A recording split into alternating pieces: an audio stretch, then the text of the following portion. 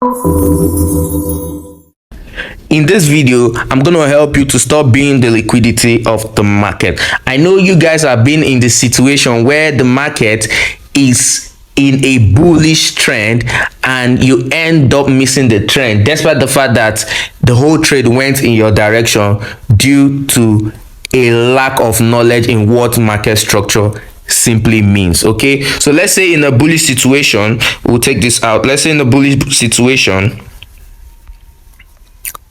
we have prices in this way. Prices came here, made a retracement, broke this structure, made a little retracement this way, went up, and you placed a buy in this region, and eventually it came down to this region and went in your own direction. Or in a bearish situation, you have it this way, that you saw a nice break of structure, then you saw this little one this way, but the market took away the people at this zone and came down to your own direction. I know you guys have encountered this in the market, and it has been one of the reasons you've been losing a lot of money in this trading ecosystem. But in this video, I'm going to help you, defeat that area of life, and you become a better trader. So I want you to stick to the end of this video, and if you haven't subscribed to this channel, make sure to subscribe to this channel. Give this video a thumbs up if you like it, and share to your friends. Okay,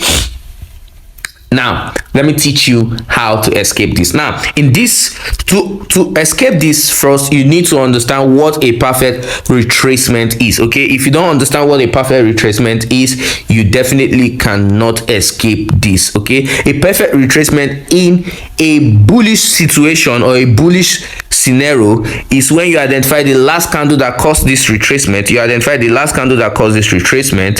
Then you want to definitely, once you identify that last candle, you want to definitely see 3 candles come down below that last candle that you have identified, following themselves without bridging anybody, or without bridging each other. Okay, now let me explain that in a nutshell so you could just understand that much more better. Now let's go to the graph.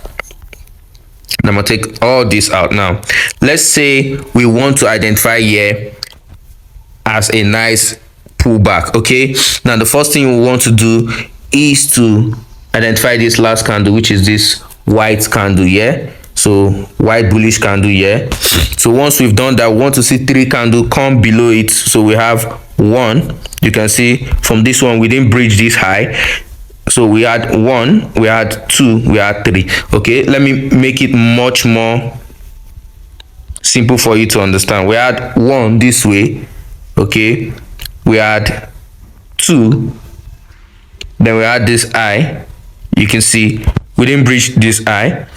Okay, after that one we had this level. You can see we didn't breach this other level, means we have it this way, we didn't breach it. Then after this one we have this level. Okay, with this level you can see we didn't breach that.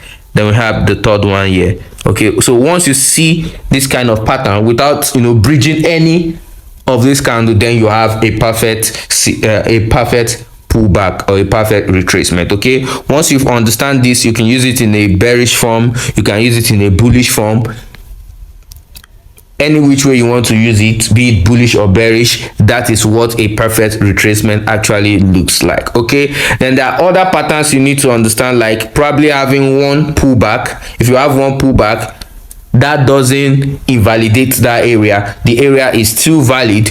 All you need to pay attention to is that you shouldn't see another pullback above that pullback. Okay, let's say we have situations like this. Let's use this as the last candle. Okay, so we're just trying to use random things you can see on the chart. I'll still go down to everything. Let's say this white one is the last candle, then we have this. Okay, we have this. Okay, you can do it this way if you feel comfortable with it.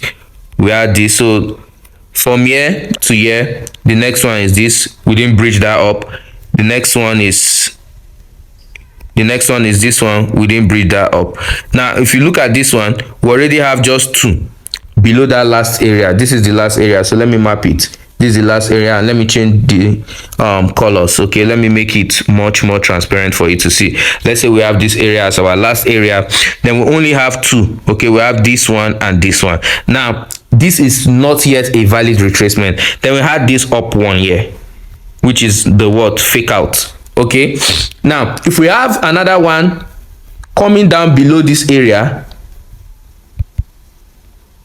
if we have another candle coming down below this area, then we have a valid retracement. Okay, so if we have another one coming down below this area, then we have a valid what? Retracement. But since we don't have, the next one went above this fake out as well, means the whole area is invalid.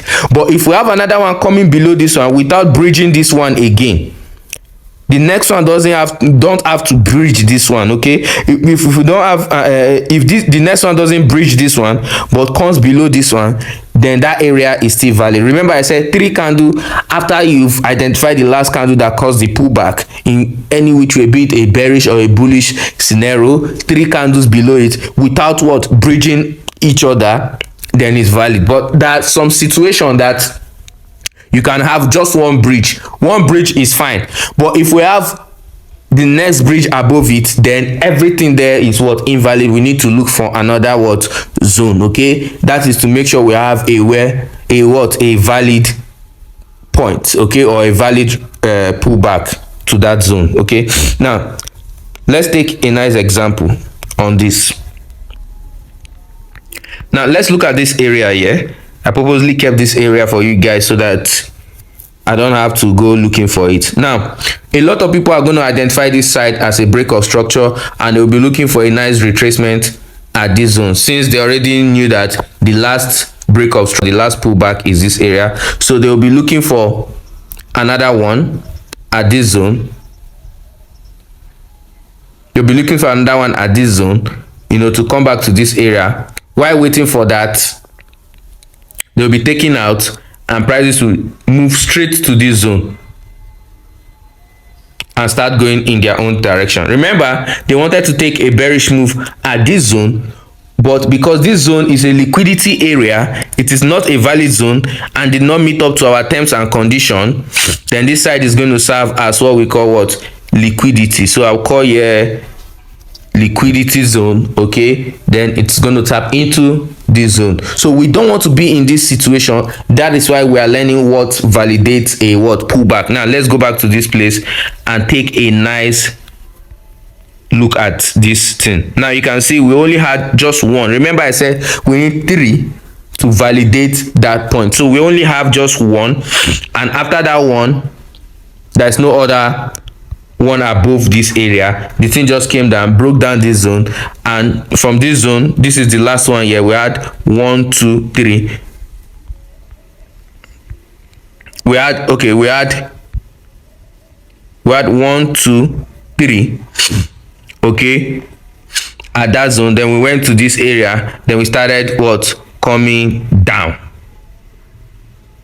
You understand? So we started coming down, which went back to all this previous zone and started coming down. So we don't want to always be in this situation. That is why we learned how to do what? How to identify a nice pullback. Okay, so anytime you see 1 and you see 1 and you see 2 and it breaks this joint, is invalid. Or you see 1 and it just breaks this joint, just like this one, is invalid. Until you see something like this 1 2 3, then it is valid. Okay, the pullback is valid.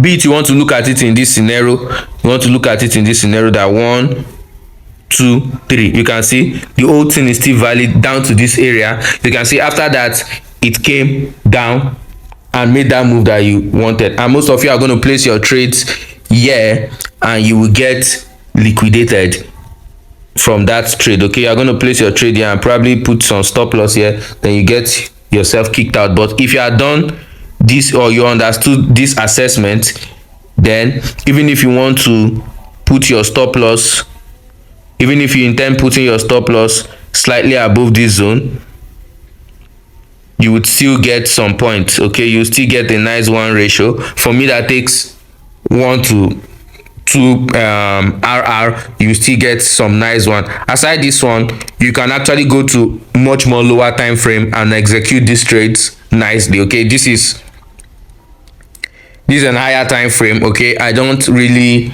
accord executing trades on higher time frame. You could just go to lower time frame and execute these trades nicely. Okay, so what I'm trying to explain in a nutshell is that once you understand a valid pullback, you would not always get yourself in this mess at all costs. So understanding a valid pullback is what guarantees you profit in the trading space. So it goes on and on and on and on, and you can watch this video over and over again. You should be able to understand how to avoid this. See you guys in the next video. Peace.